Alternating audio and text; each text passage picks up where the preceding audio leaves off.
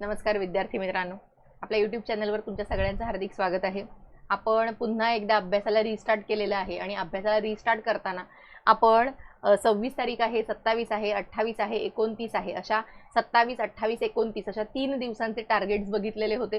ते सगळे टार्गेट्स मी तुम्हाला दाखवते आणि उद्याचा दिवस आहे 30 जून।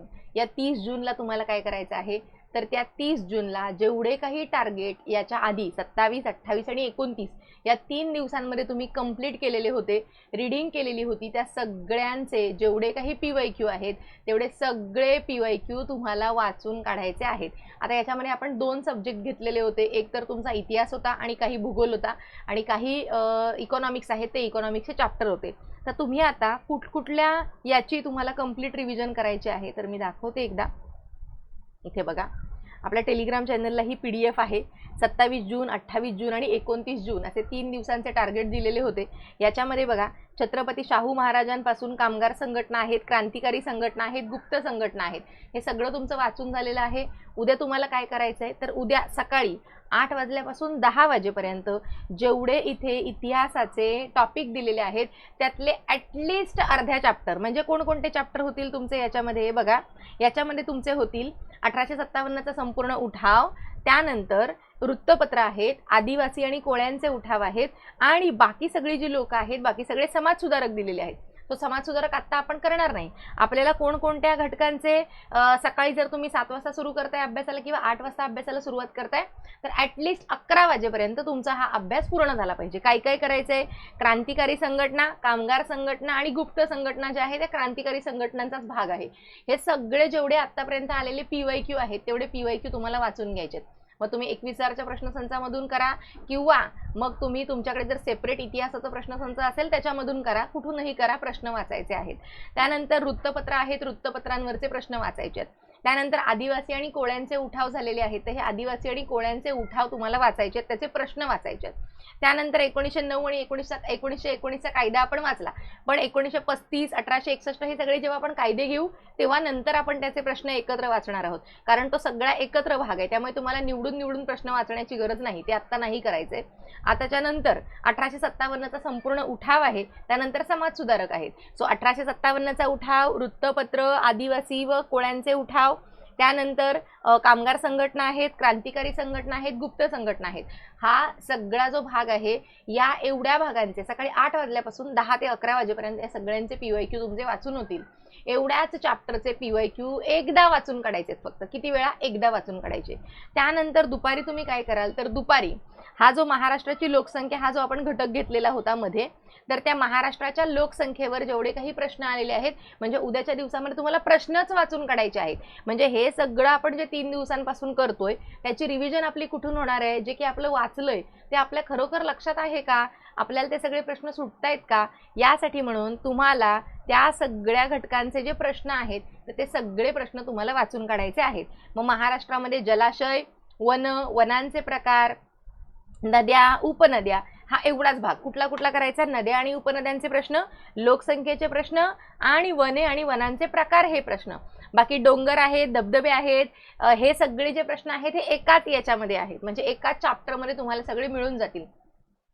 महाराष्ट्र पर्यटन जर बघितलं तर तिथेच तुम्हाला हे सगळे महत्त्वाचे जलाशय असतील, धबधबे, झरे, जलाशय, डोंगर, हे सगळे तुम्हाला त्याच याच्यामध्ये जास्तीत जास्त प्रश्न सापडून जातील।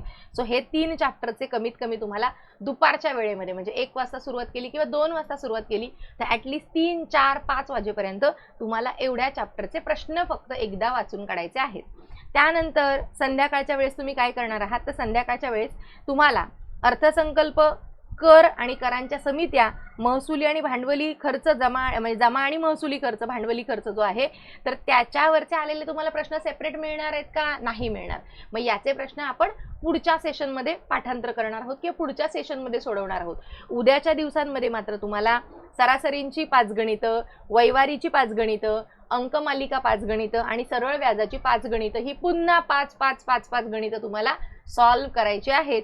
आणि इतिहास आणि भूगोल याचे जेवढे टॉपिक आपण केलेले होते 3 दिवसांमध्ये त्या सगळ्यांचे तुम्ही PYQ आहेत किंवा त्यांचे प्रश्न आहेत टॉपिक वाईज किंवा तुमच्याकडच्या प्रश्नसंचांमधून किंवा क्वेश्चन पेपरमध्ये तुम्ही खुणा केलेल्या असतील तर जिथूनही तुम्हाला प्रश्न सापडतील तिथून कमीत कमी आता काही विद्यार्थ्यांचं म्हणणं असतं की काही काही चॅप्टरमध्ये खूप जास्त प्रश्न असतात, मग समाजसुधारक म्हणजे आहे की त्याच्यात खूप जास्त प्रश्न आहेत, पण आपण समाजसुधारक आत्ता वाचत नाही, आपल्याला त्याला नंतर वाचायचंय.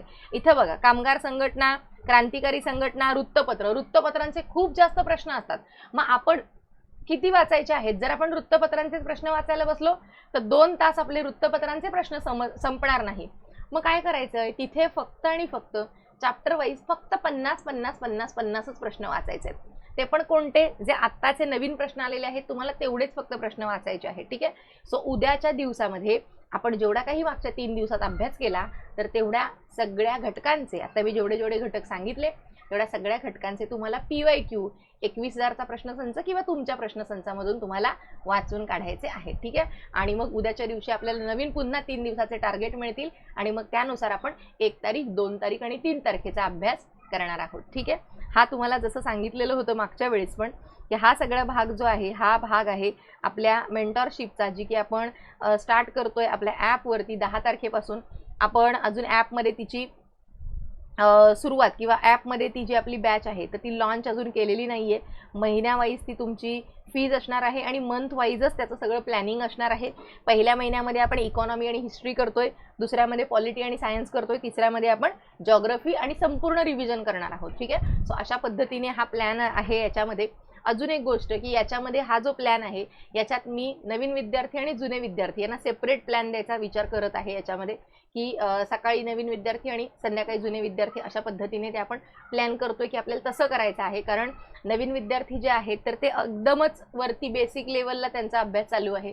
जे जुने विद्यार्थी आहेत त्यांना खूप जास्त आता अभ्यासाची गरज आहे, खूप जास्त अभ्यासाची गरज आहे. त्यांना जेव्हा तुम्ही 20 टार्गेट द्याल तेव्हा ते 10 टार्गेट करतील, कारण आता सगळी जी अनसर्टॅनिटी आहे त्यामुळे. सो आपण तो सगळा विचार त्याच्यामध्ये करतोय. अजूनपर्यंत ती आपण ॲपवरती लॉन्च केलेली नाहीये. 10 तारखेलाच ती आपल्या ॲपवरती किंवा 7 तारखेला ती आपल्या ॲपवरती लॉन्च होईल. ठीक आहे.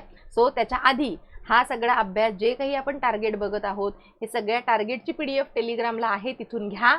काय काय झालेलं आहे, काय काय झालेलं नाही, तुम्ही सगळ्यांनी लिहून ठेवलेलं होतं मागच्या वेळेस डायरीमध्ये, नोटबुक करून त्याच्यामध्ये त्या सगळ्या खुणा करून घ्या. काय काय झालेलं आहे तुम्हाला आठवत असेल, पहिल्याच लेक्चरमध्ये मी सांगितलं होतं, एकदा वाचून झालं की 1 टिक आहे, त्याच्यानंतर दुसऱ्यांदा वाचून झालं की 2री टिक आहे, जेव्हा PYQ वाचू तेव्हा 3री टिक आहे. तर उद्या तुमच्या त्या प्रत्येक टार्गेट समोर 3 टिक कंप्लीट झाल्या पाहिजेत. ठीक आहे. तरच आपण जो काही अभ्यास करतोय त्याला अर्थ राहील, जो काही आपण अभ्यास करतोय तो ॲक्युरेट होईल, जो काही अभ्यास करतोय तर तो आपल्या उपयोगाचा होईल आणि तो आपला खूप चांगला पाठांतर होईल. एक गोष्ट करायची, 10 गोष्ट करून टाकायच्या, पुढचं करायचं. एक गोष्ट नीट करायची नाही, पुढच्या 10 गोष्टी घ्यायच्या, त्या आपण अर्धवट सोडायच्या, परत 3ऱ्या गोष्टी घ्यायच्या. याच्याने अभ्यास कधीच पूर्ण होणार नाही. अशा पद्धतीने स्टेप बाय स्टेपच आपल्याला पूर्ण अभ्यास करायचा आहे. ठीक आहे. थांबूया आपण इथे.